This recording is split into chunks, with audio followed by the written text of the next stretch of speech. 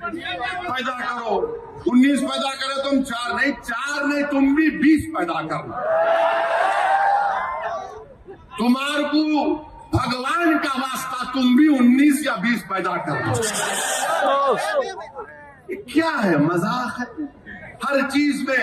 अरे जालिमों, पढ़ो, तुम अगर थम्स अप है तो थम्स अप का इलाज मेरे पास नहीं है। भारत में जो डेमोग्राफिक डिविडेंड है, सबसे ज्यादा 40 साल से कम उम्र नौजवान भारत में है।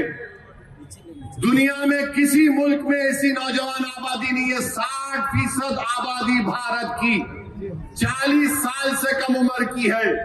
उनको आप नौकरी नहीं दे रहे, उनको आप सिखा रहे नहीं कोई स्किल, उनको आप कोई जिंदगी का मकसद नहीं दे रहे।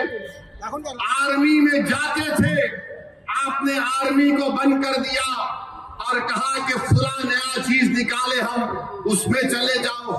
और मोदी और आरएसएस बोल दिए नौकरी नहीं दे सकते, तुम गौ रक्षक बन जाओ। 4 नाही तर 20 मुलं जन्माला घाला काय देणार? पहिले तर ओबीसी जे अमरावतीत आले त्यांना माझा प्रश्न राहील की सिनियर मेंबर ऑफ पार्लमेंट आहे आणि सिनियर मेंबर ऑफ पार्लमेंट नी डेमोग्राफीवर बोलले पाहिजे की मुंबईमध्ये 10 ते 30% कसे वाढले, किती घुसपेटीय बाहेरून आले, कशा वेस्ट बेंगॉलमध्ये त्यांचे पर्सेंटेज वाढले, 200% आसाममध्ये कशा वाढला, तेलंगणामध्ये त्यांची संख्या कशी वाढली, आपले प्रत्येक दिल्लीमध्ये कसे वाढले, त्यांनी त्याच्यावर उत्तर द्यावं आणि मेंबर ऑफ पार्लमेंट डेमोग्राफीवर बोलावं।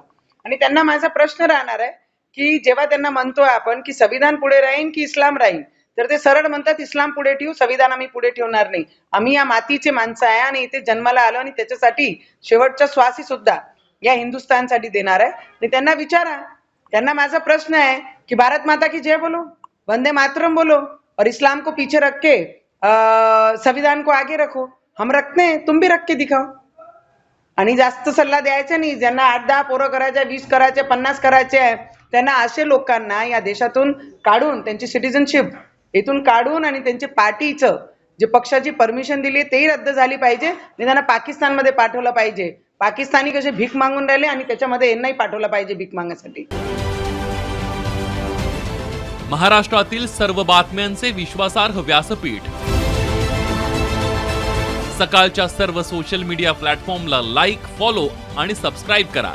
तसंच सर्व नोटिफिकेशनसाठी बेल आयकॉन प्रेस करायला विसरू नका।